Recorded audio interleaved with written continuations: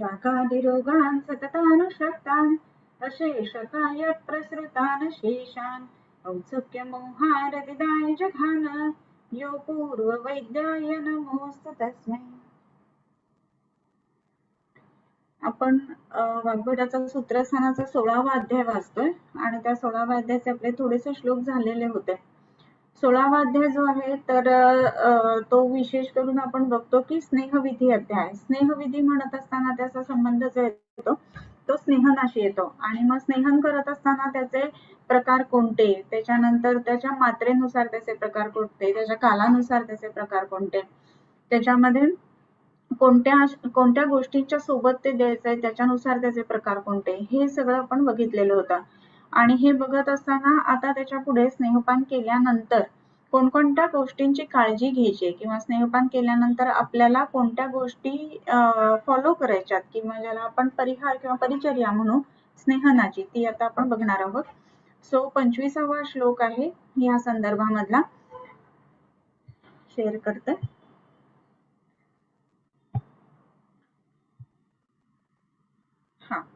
आपलं हे झालेलं होतं अस्योपलेप शुद्धीच्या तौवरारुष्करेण तू जीर्णाजीर्ण विशंकायां पुनरुष्णोदकं पिबेत तेनोद्गार विशुद्धी स्यात् ततश्च लघुता रुचिः भोज्योन्नं मात्रया पास्यन् श्वेत पिबन् पीतवानपि द्रवोष्णमनभिष्यन्ति नाते स्निग्धमसंकरम्। आता आपल्याला स्नेह घ्यायचा आहे किंवा स्नेह घेतलेला आहे, मग काय काय करायला पाहिजेत या गोष्टी सुद्धा तेवढ्याच महत्वाच्या राहतात। आणि मग हे करत असताना आपल्याला कोणत्या गोष्टींच्या संदर्भामध्ये किंवा आपल्याला काय करायचं आहे तर त्या सगळ्या गोष्टी इथे सांगितलेल्या आहेत।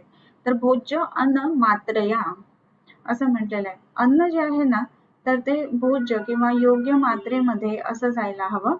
आता योग्य मात्रेमध्ये म्हणजे काय तर जेव्हा भूक लागलेली आहे तेव्हाच त्या गोष्टी खाणं, या दृष्टीने स्नेहन करत असताना योग्य मात्रेमध्ये आहार घेणं ही गोष्ट महत्वाची राहते। त्याच्यानंतर भोजनं मात्रयापासून श्वः पिबन् पीतवानपि, उद्या ज्याला स्नेह घ्यायचा आहे त्याने आदल्या दिवशीचा जो स्नेह आहे भोजन आहे तर ते योग्य मात्रेमध्ये घ्यायला हवं।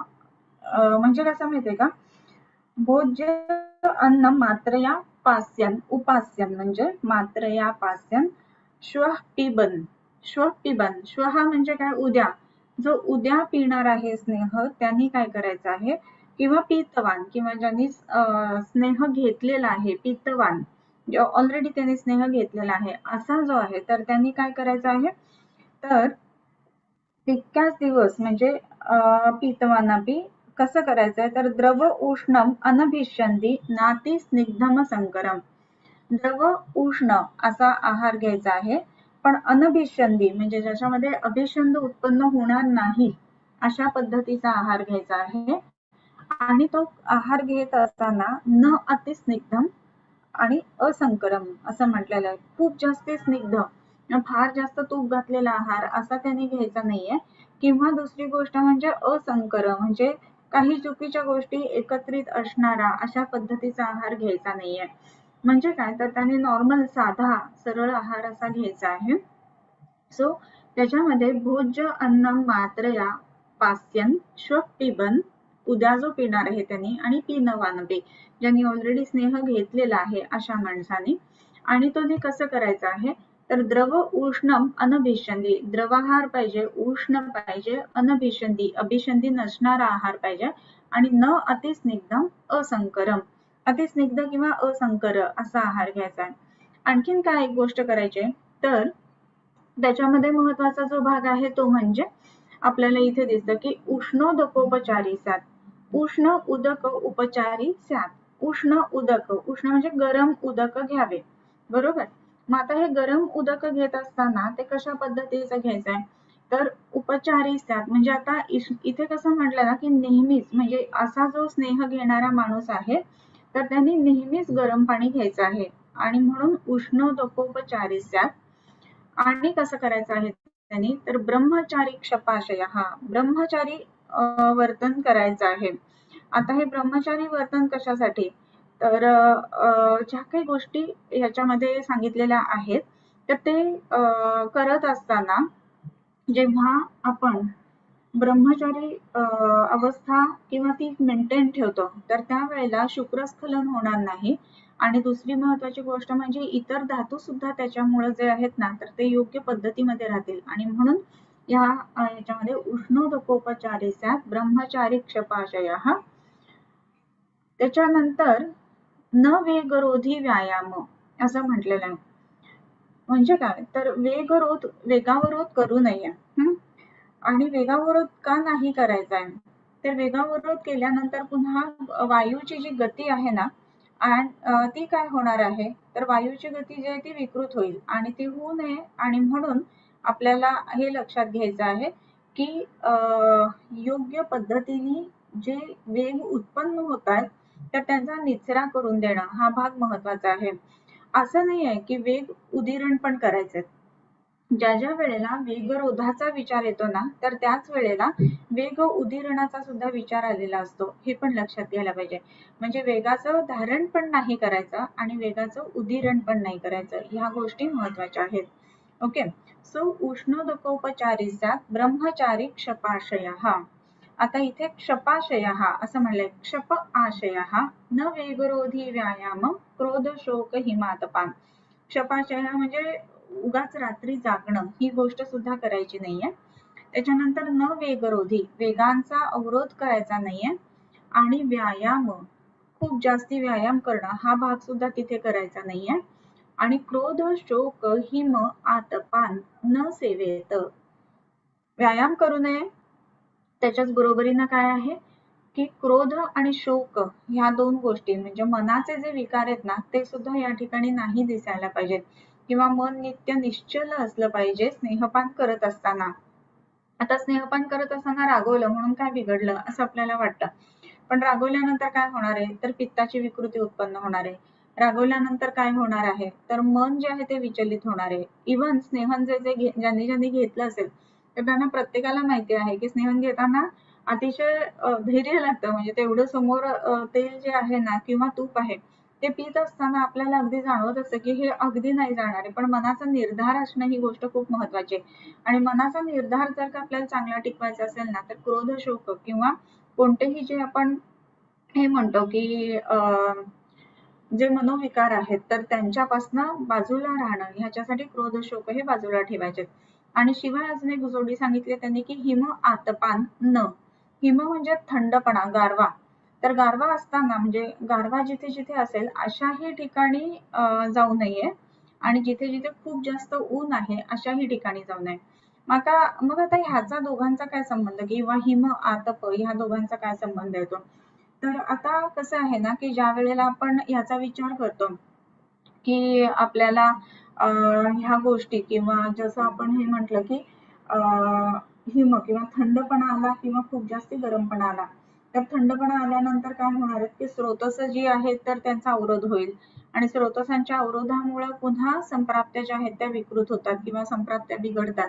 सो त्या दृष्टीने बघायचं. आणि आतप खूप जास्त आतप सेवन केल्यानंतर सुद्धा पुन्हा तोच भाग होणार आहे कारण पुन्हा पित्त प्रकोप होणार आहे.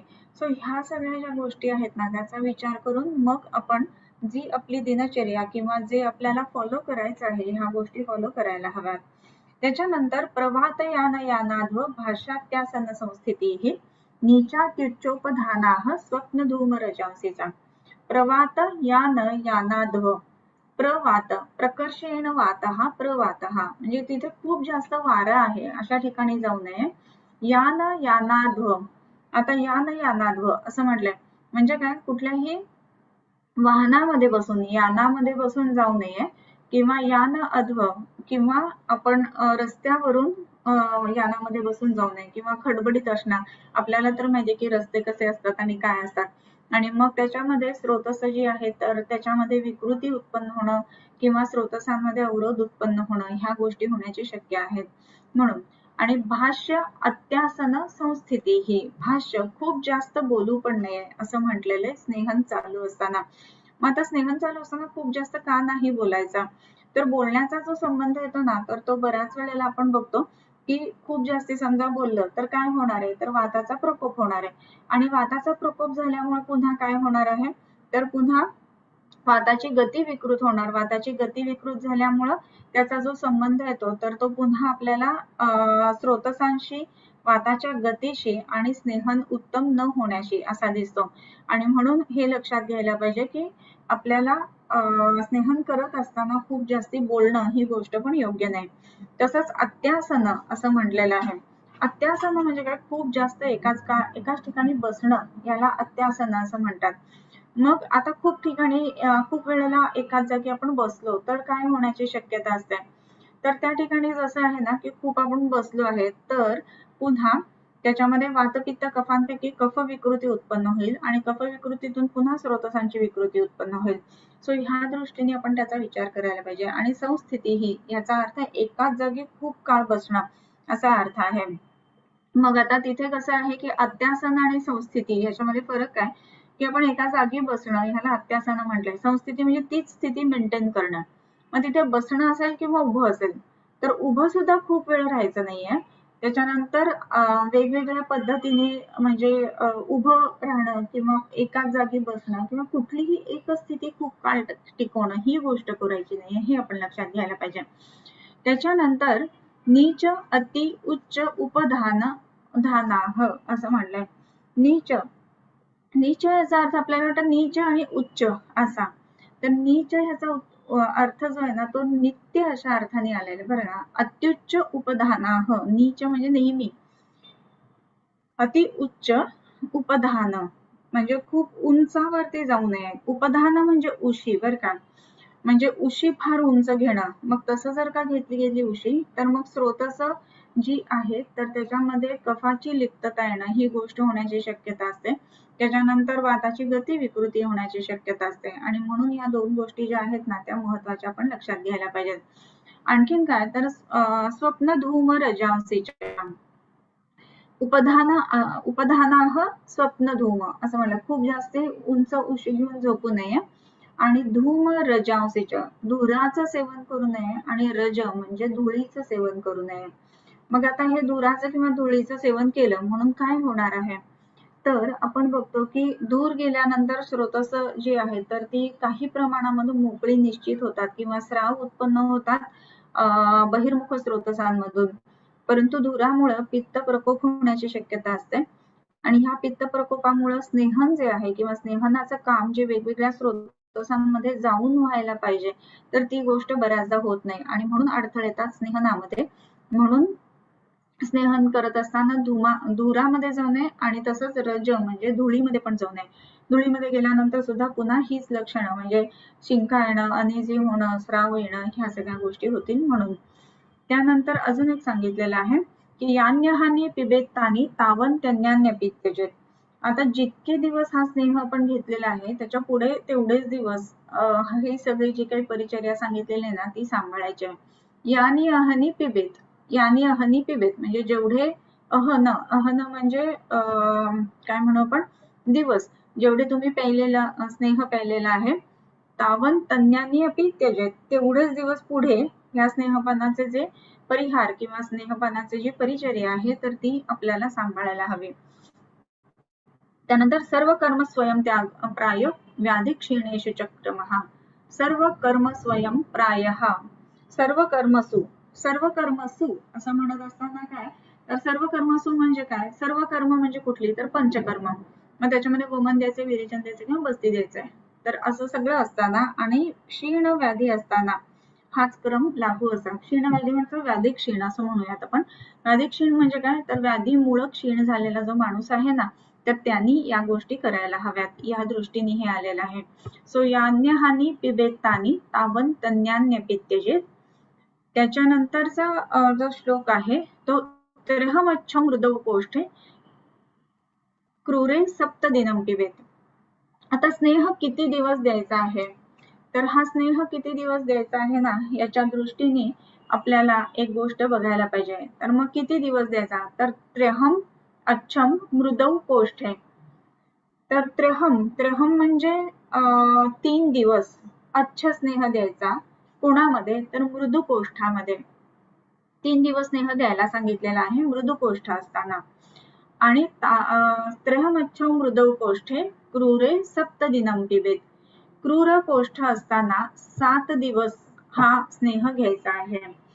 तर ज्या ज्या वेळेला आपल्याला कोष्ठाचा विचार करून स्नेहपानाचा विचार करायचा आहे, त्या वेळेला आपल्याला एक लक्षात घ्यायला पाहिजे की आपण स्नेहन किती दिवस देणार आहे, ही गोष्ट महत्वाची आपण ध्यानात घ्यायला पाहिजे.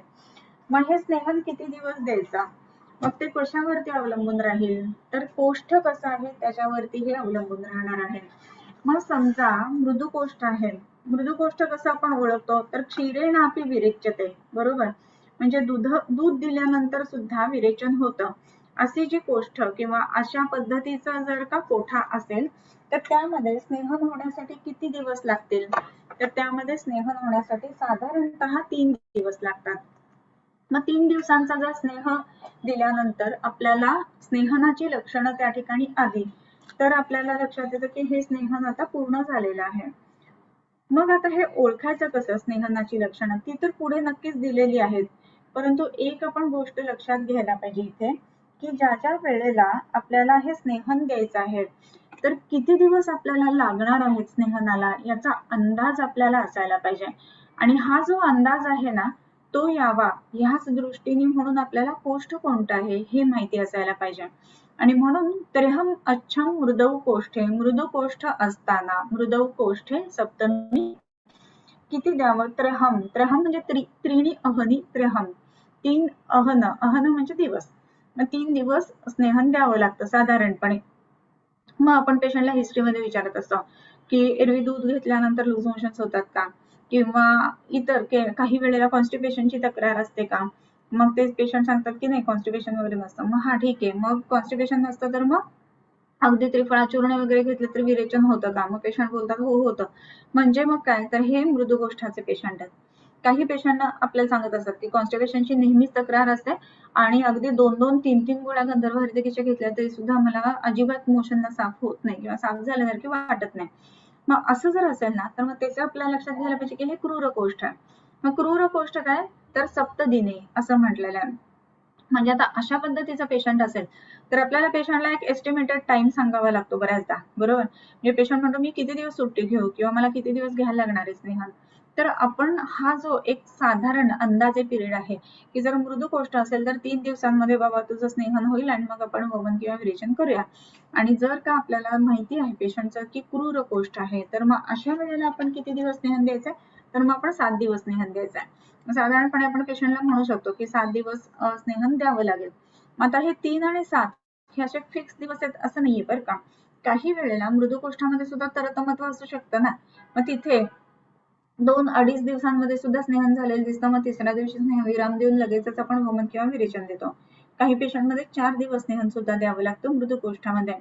काही दिवस काही पेशंट जे असतात त्यांच्यामध्ये 7 दिवसांच्या पेक्षा 8वा दिवस सुद्धा कदाचित स्नेहनासाठी घ्यावा लागतो, अशी सुद्धा असते. पण हा स्नेह आहे ना तो खूप जास्ती पुढे देऊ नये असंही म्हटलेलं आहे. पुढचे श्लोक आपण वाचूयात. Okay, so त्र्यहमच्छो मृदौ कोष्ठे क्रूरे सप्तदिनं पिबेत. आता हे क्रूरे सप्तदिनं पिबेत असं जे म्हटलेलं आहे ना त्याच्या पुढे सम्यक स्निग्धो अथवा यावत आता साप्मी भवेत परम, हा महत्वाचा श्लोक लक्षात घ्यायला पाहिजे. सम्यक स्निग्धाची लक्षणं आली की स्नेह थांबून मग जे काही पंचकर्म करायचं असेल ते करायला पाहिजे.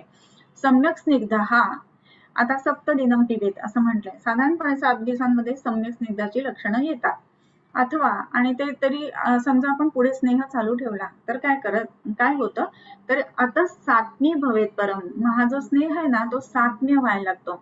आणि स्नेह सात्म्य व्हायला लागला ना की मग काय होतं की स्नेहनाची लक्षणं आपल्याला येतच नाहीत किंवा दिसतच नाहीत असं व्हायला लागतं आणि मग स्नेहन चालू राहतं, मग स्नेहाजीर्णाची लक्षणं येऊ शकतात. आणि म्हणून स्नेह सात्म्य होऊ नये किंवा स्नेह जे आहे त्याची अजीर्णाची लक्षणं येऊ नयेत म्हणून आपल्याला एक रूल किंवा एक साधारणपणे 7 दिवसांच्या वर स्नेह देऊ नये असं सांगितलेलं आहे, हे लक्षात घ्यायला लागतं. सो त्र्यहमच्छो मृदौ कोष्ठे क्रूरे सप्तदिनं पिबेत सम्यक स्निग्धोऽथवा यावत आता सात्म्य भवेत परम. आता सात्म्य झालेलं आहे समजा स्नेह, तर दिल्यानंतर बऱ्याच वेळेला ती स्नेहनाची जी आपल्याला लक्षणं ती येत नाहीत आणि म्हणून मग आपण किती दिवस थांबायचं, तर मग तिथे थांबायला पाहिजे 7 दिवसांनंतर हे सांगण्यासाठी क्रूरे सप्तदिनं पिबेत.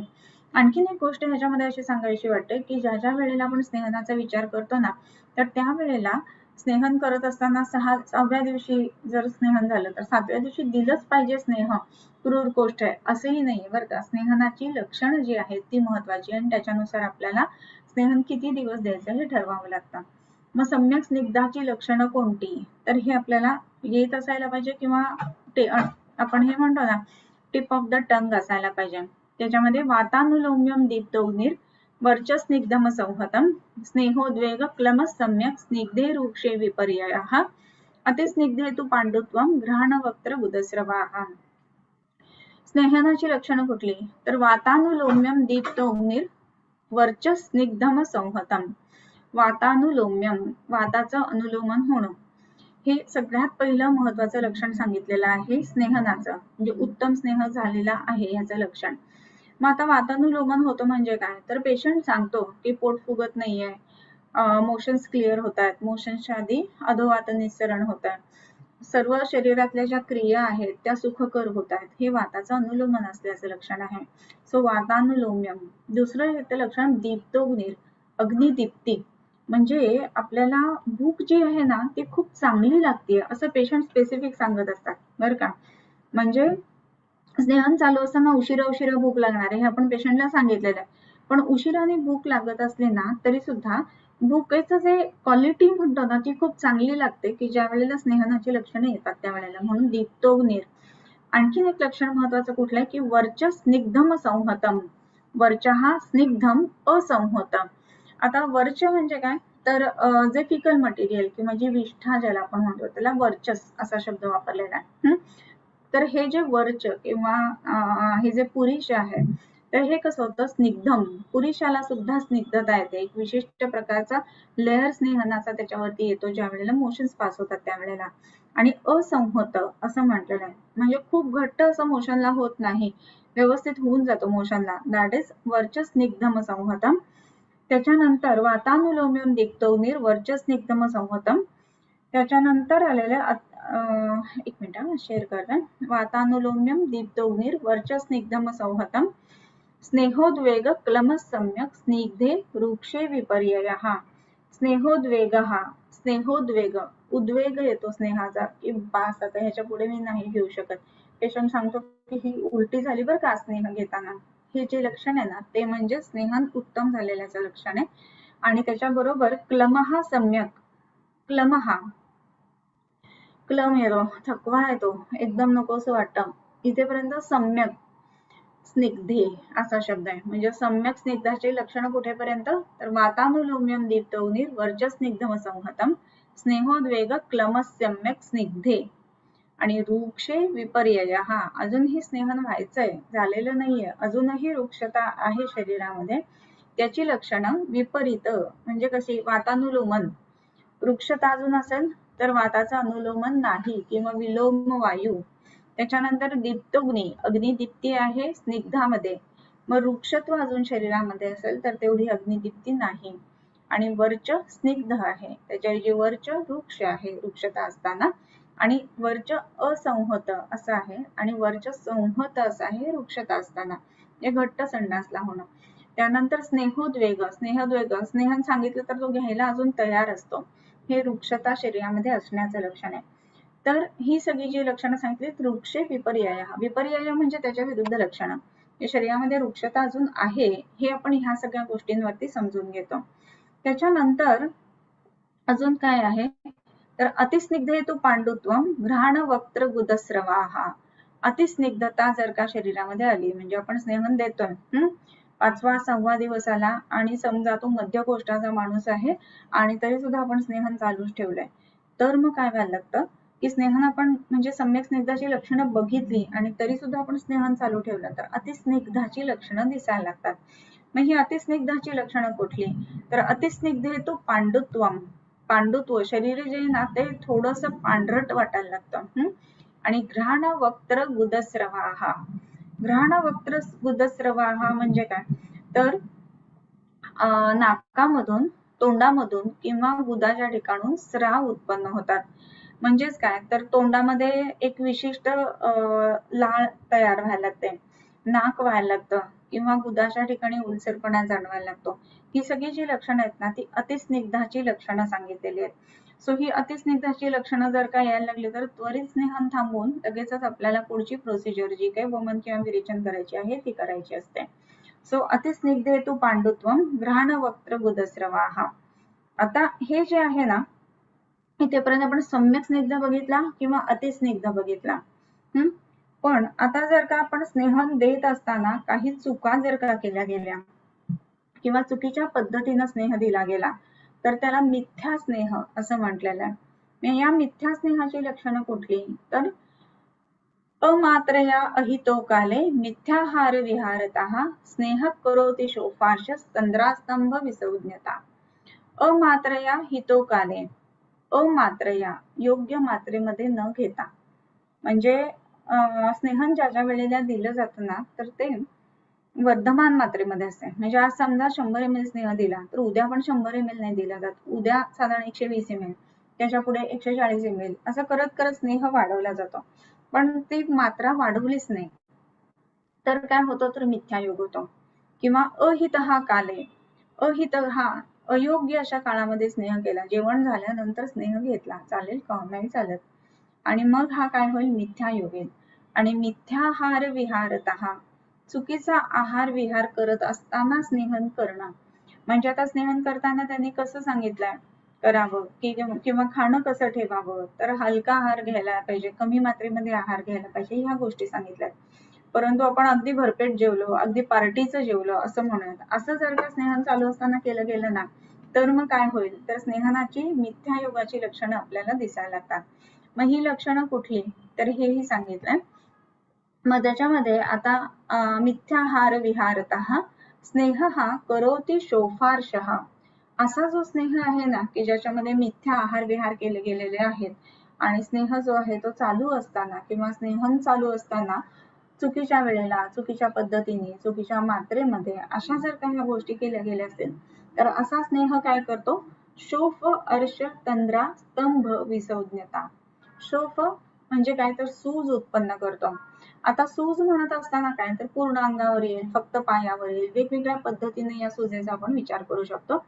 त्याच्यानंतर स्नेह करोति शोफ अर्श, अर्श म्हणजे काय तर ज्याला आपण आत्ताच्या भाषेमध्ये पाईल्स म्हणतो किंवा गुदाच्या ठिकाणहून येणारे जे कील म्हटलं जातं तर त्याला अर्श म्हटलं जातं. तर अर्श उत्पन्न होतात असे.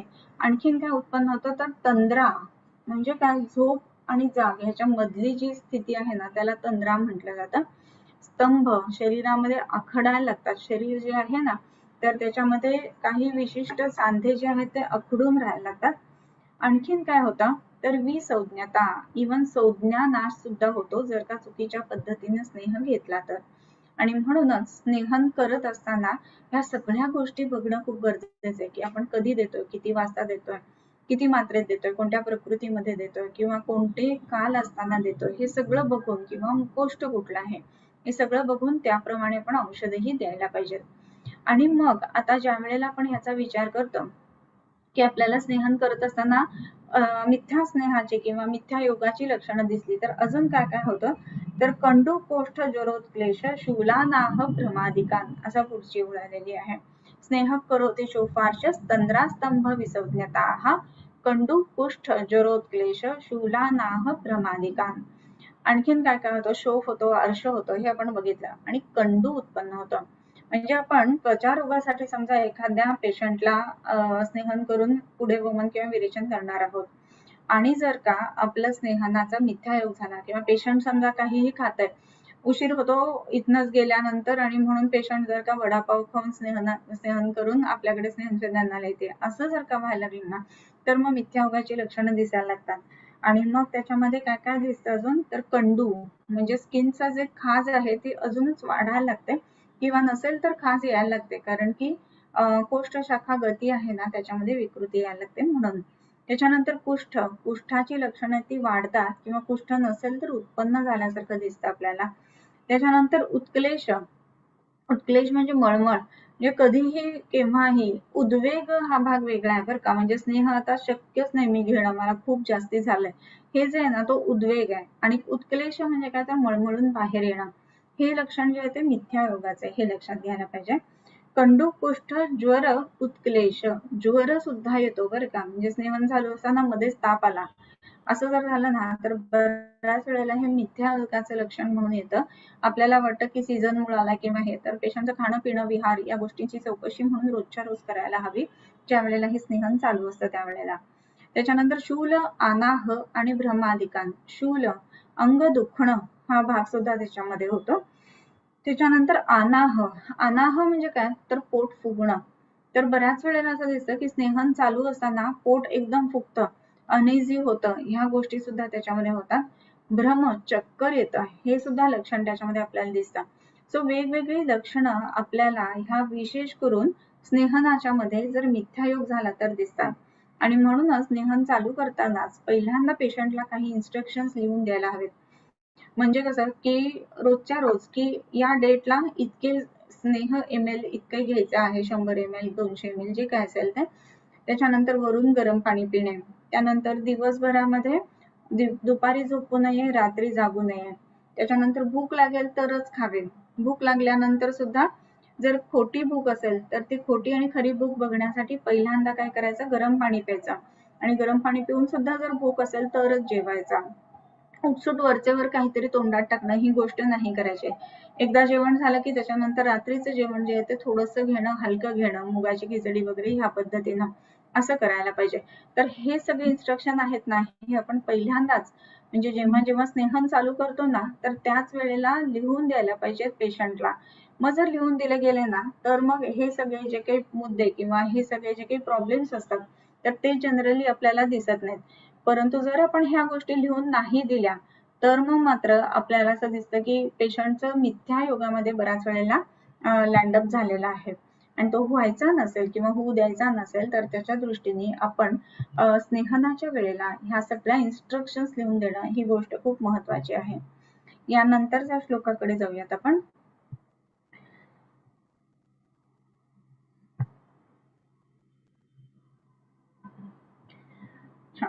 स्नेह करोति शोफार्षस्तंद्रा स्तंभ विसंज्ञताः कंडकुष्ठ ज्वरोत्क्लेश शूलानाह भ्रमादिकान.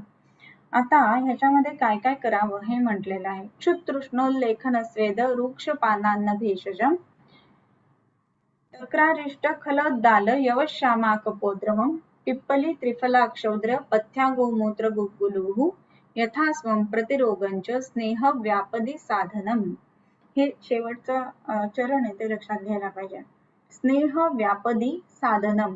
स्नेह व्यापदी, स्नेह व्यापद त्याची सप्तमी स्नेह व्यापदी म्हणजे स्नेह व्यापद असताना. आता हे जे बघितलं मिथ्यायोग किंवा त्याला स्नेह व्यापद असं म्हणून, तर त्याचं साधन, साधन म्हणजे चिकित्सा.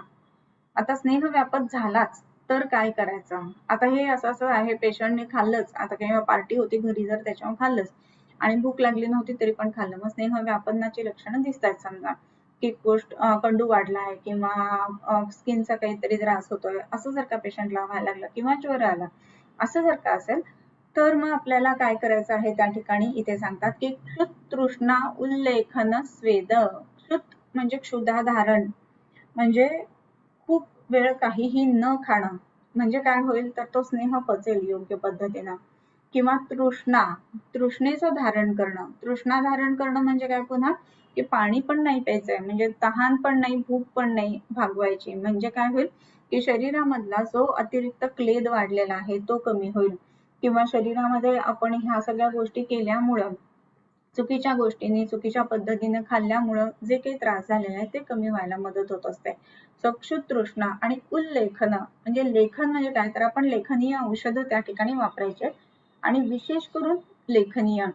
उल्लेखन असं म्हणा, उल्लेख असा शब्द आपण वापरतो बरोबर, म्हणजे विशेष उल्लेख या अर्थाने. तसं लेख म्हणजे काय, लेखन, लेखन म्हणजे शरीरातले धातू घटक कमी होतील ह्या दृष्टीने आपल्याला औषधं द्यायचे. मग त्यामध्ये लेखनीय गण येईल किंवा चंद्रप्रभा येईल किंवा मेदोर गोगुळ येईल, नवक गोगुळ येईल, अग्नितुंडी येईल, आरोग्यवर्धिनी येईल, हे सगळे आपण त्या ठिकाणी वापरू शकतो. त्याच्यानंतर स्वेद, स्वेदन अशा वेळेला करायचं आहे. स्नेहन पुन्हा पुढे द्यायचं नाही पण स्वेदन नक्की करायचं आहे. आणि वृक्ष पान अन्न भेषजम. आता या ठिकाणी समजा भूक लागलीच आहे पेशंटला तर मग काय द्यायचं की वृक्ष अन्न द्यायचं आहे. मग वृक्षांना असं म्हणत असताना मग साळीच्या लाह्या देणं फक्त, किंवा ज्वारीच्या लाह्या देणं, किंवा वृक्ष गुणधर्म असणारे जे जे हे आहेत धान्य आहेत ती देणं. त्याच्यामध्ये भेषज सुद्धा वृक्ष द्यायचे. म्हणजे आता आपल्याला औषधं वापरायची आहेत समजा, तर स्निग्ध गुणाची यष्टी हे तिथे नाही वापरायचं, मग त्याच्याऐवजी वृक्ष गुणाची धात्री वापरायची. ह्या पद्धतीनं औषधं वापरत असताना सुद्धा वृक्षता असणारे किंवा वृक्षगुण असणारे अशा पद्धतीचे औषधं वापरायचे. त्याच्यानंतर वृक्ष पान अन्न भेषजम, अन्न पान आणि भेषज ह्या तिन्ही वृक्ष गुणाचे असणारे वापरायचे. त्यानंतर अजून काय वापरायचं तर तक्रारिष्ट हे एक उत्तम औषध आहे. स्नेहन जे आहे ना, म्हणजे स्नेहनाचं जर अजीर्ण झालं असेल किंवा स्नेह व्यापत झाला असेल तर त्या दृष्टीने. आता तक्रारिष्ट का, एक गंमत सांगते तुम्हाला. तक्र कसं बनतं तर ते घुसळल्यानंतर ताक बनतं, पण ताक कशाला म्हणतात, ज्याचं लोणी काढलेलं आहे ना त्याला ताक म्हणतात. म्हणजे ज्याचा स्नेहांश पूर्ण निघून गेलेला आहे, आणि म्हणून तक्र जे आहे किंवा ताक जे आहे ना तर ते वृक्ष आहे. तक्रम लघु कषायामलम दीपनम कफवातजित असं म्हटलेलं आहे. सो हे ताक जे आहे त्याच्यापासून बनवलेलं जे अरिष्ट की ज्याला तक्रारिष्ट म्हणतात, त्याच्यामध्ये खूप चव चांगली असते बरं का तक्रारिष्टाची. फक्त तक्रारिष्ट कमी काळ टिकतं म्हणून आठवडा महिनाभरामध्येच ते वापरावं लागतं बनवल्यानंतर. सो तक्रारिष्ट.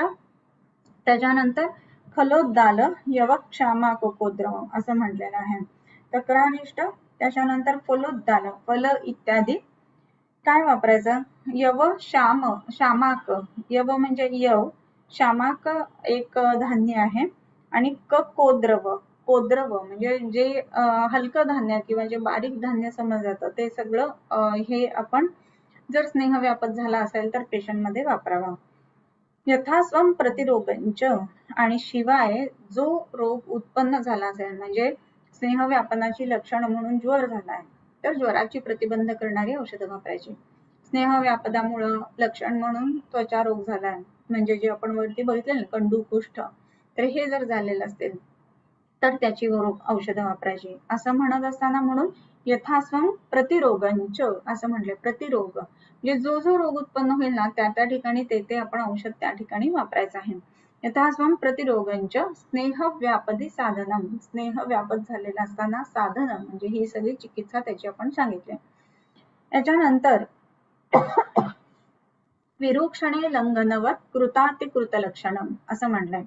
आता असं केल्यानंतर विरुक्षणे सप्तमी, रुक्षण आपण केलं, लंघनवत लंघनाप्रमाणे सगळी जी काही लक्षणं आपल्याला दिसायला लागले की लंघनवत कृत अतिकृत लक्षणम असं होत असताना आपण लंघनाच्या मध्ये ज्या काही गोष्टी सांगितलेल्या की अतिरिक्तता आली त्याच्यामध्ये तर काय करावं, तर त्याप्रमाणे ती औषधं वापरावी. म्हणजे याच्या आधीचा जो 14वा अध्याय होता की जो संतर्पण आणि अपतर्पण याच्या संदर्भामध्ये सांगितलं आहे, तर त्यातली औषधं आपण वेगवेगळी या ठिकाणी वापरू शकतो. याच्यानंतरचा आपण श्लोक बघूया. एक मिनिट. शुतृष्णोल्लेखन स्वेद वृक्षपानान्न भेषजम तक्रारिष्ट खलोद्दाल यवश्यामाकपोद्रवम पिप्पली ते फलाक्षौद्र पथ्या गोमूत्र गुगुलोहु यथास्वम प्रतिरोगंच स्नेह व्यापदी साधनम. ही कोण एक्सप्लेन करायची राहिली. तक्रारिष्ट खलोद्दाल यवश्यामाकपोद्रवम. आणखीन काय काय औषधं सांगितले तर पिप्पली त्रिफला क्षौद्र, पिंपळी आपण वापरू शकतो, त्रिफळा तिथे वापरू शकतो वृक्ष आहे म्हणून, क्षौद्र म्हणजे मध हा सुद्धा वृक्ष आहे तो तिथे वापरू शकतो, पथ्या म्हणजे हिरडा, हिरडा सुद्धा वृक्ष आहे आणि म्हणून तो तिथे वापरू शकतो, गोमूत्र पण वापरू शकतो विशेष करून शोथ आलेला असताना, आणि गुग्गुल वापरू शकतो स्तंभ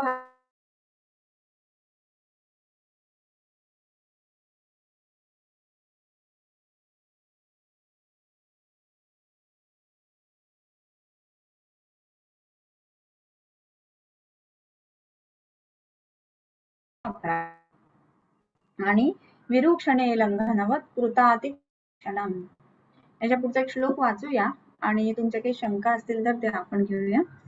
त्यानंतर स्निग्ध द्रवोष्ण धन्वोत्थ रसभुक् स्वेदमाचरेत् स्निग्ध स्त्रेहं स्थितः कुर्यात् विरेकं वमनं पुनः एकाहं दिनमन्यञ्च कफमुत्क्लेश्य तत्करैः मांसलामी दुराभूरि श्लेष्माणो विषमाग्नयः स्नेहोचितांश्च ये स्नेहा स्थान पूर्वम रूक्षयेत ततः.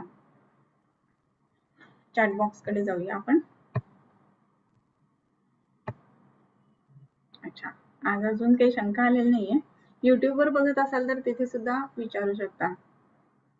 हा, एक प्रश्न आलेला आहे की स्नेहन करत असताना सगळ्यात उत्तम स्नेह कुठला.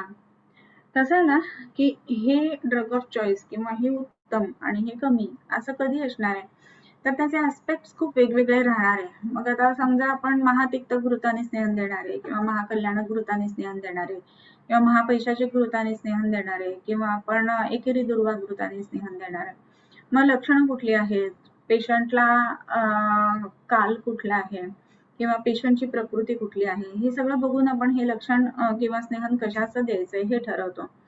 आणखीन एक महत्वाचा भाग याच्या ठिकाणी येतो की औषधं किंवा स्नेहन देत असताना सिद्ध स्नेह वापरायचे का अच्छ स्नेह वापरायचा, हा एक मुद्दा बरेच ठिकाणी येत असतो. तर सिद्ध स्नेहाचा सुद्धा परिणाम चांगला दिसतोच आपल्याला आणि अच्छ स्नेह सुद्धा काही ठिकाणी वापरायची प्रघात किंवा परंपरा असते. सो त्या दृष्टीने अच्छ स्नेह म्हणजे संपूर्ण काय म्हणतो एकेरी गाईचं तूप या पद्धतीने सुद्धा आपल्याला स्नेहन करता येत असतं. अर्थात पेशंट चे ज्याला आपण दूष्य कोणते आहेत किंवा दोष कोणते आहेत किंवा व्याधी कोणता आहे किंवा कोणती स्रोतसांमध्ये अफेक्टेड आहेत हे सगळं बघून त्याच्यानुसार हा काय म्हणतो ज्याला आपण की कोणता स्नेह वापरायचा ही गोष्ट आपण ठरवू शकत असतो. ओके. हा, एक प्रश्न आला की प्रॅक्टिकली किती मात्रेपासून सुरुवात करावी. आता पुन्हा तसंच आहे की आता समजा आपण सोलापूर किंवा गडचिरोली वगैरे अशा ठिकाणी एकदम राहत आहोत किंवा अशा ठिकाणचा पेशंट आहे आणि आपल्याला त्याला स्नेहन सांगायचं आहे, मग तिथे कसं आहे ना की वृक्षता खूप जास्त आधीपासूनच आहे. मग तिथे सुरुवातच काही वेळेला 150 ml पासून वगैरे करावी लागते. पण हेच रत्नागिरी आहे किंवा गोवा आहे किंवा मुंबई आहे किंवा गुजरात आहे, जे कोस्टल एरियाज आहेत अशा ठिकाणी जर का राहत असो पेशंट, तर त्या पेशंट मध्ये सुद्धा दोष जे आहेत ना तर ते वृक्षता कमी दिसते आपल्याला आणि म्हणून तिथे स्नेहन करत असताना आपल्याला काही वेळेला 50 ml पासून सुद्धा सुरुवात करावी लागते. सो ह्या सगळ्या गोष्टी ज्या आहेत ना त्या आपल्याला हे संपूर्ण गोष्टी म्हणजे दुष्यम देशम बलम कालम जे म्हटलेले ना तर त्या सगळ्याचा विचार करून मगच आपल्याला ठरवावं लागतं की स्नेहन कशाचं द्यायचं आणि किती मात्रेपासून चालू करायचं ते. ओके, वाटतं क्वेश्चन झालेत. एक अजून विचारले ना, अच्छ स्नेह वापरताना मूर्छना करून घ्यावी का की तसेच वापरले तरी चालेल. हा खूप छान प्रश्न आहे की मूर्छना करून घ्यावी, कारण की स्नेहाचे जे आम दोष असतात ना किंवा गंध दोष असतात ते जाण्यासाठी मूर्छना करावी असं म्हटलेलं आहे. आणि मूर्छना जर बघितलं ना तर सिद्धी कल्पनेप्रमाणेच ती आहे, फक्त त्याच्यामध्ये आपण तूप गरम करून बाकी औषधं टाकत असतो आणि असं केल्यामुळं पूर्णपणे त्या घृताच्या मध्ये त्या औषधी द्रव्यांचे गुणधर्म उतरतात असं नाही, परंतु घृताचे जे विकृती किंवा आमदोष आणि गंधदोष हे दोन्ही निघून जायला मदत होत असते. जर आमदोष असणारा घृत घेतलं गेला म्हणजे तूप बनवत असताना जर का त्याच्यामध्ये पाण्याचा अंश जास्त राहिला असेल तर स्नेहन करताना सुद्धा सामतेची लक्षण येतील किंवा स्नेहोद्वेग लवकर येईल कदाचित. आणि म्हणून अच्छ स्नेह वापरताना मूर्छना केली ना तर आमदोष आणि गंधदोष हे स्नेहनाचे निघून जातात दोष आणि मग त्याप्रमाणे जास्त त्याचा परिणाम चांगला आपल्याला आलेला दिसतो. ओके, सो थांबूया आता. किंबहुना तुमचे केले धर्म कीर्तन हे सिद्धी गेले, तेथ माझे जुरले पायी कपणा.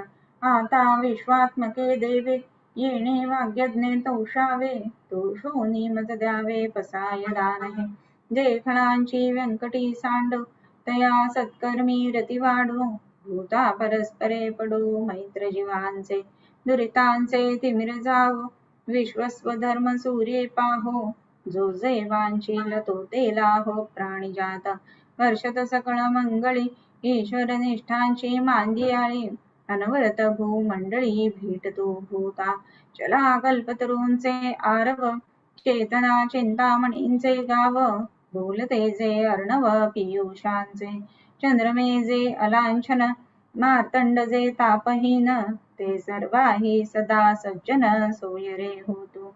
किंबहुना सर्व सुखी पूर्ण होनी तिहि लोकी, भजिजो आदि पुरुषी अखंडिता, आणि ग्रंथ उपजविये विशेषी लोकी ये, दृष्टादृष्ट विजय होवा वेजी हेच म्हणे श्री विश्वेश्वराव हा होईल दान पसावो येणेवरे ज्ञान देवो सुखिया झाला येणेवरे ज्ञान देवो सुखिया झाला येणेवरे ज्ञान देवो सुखिया झाला।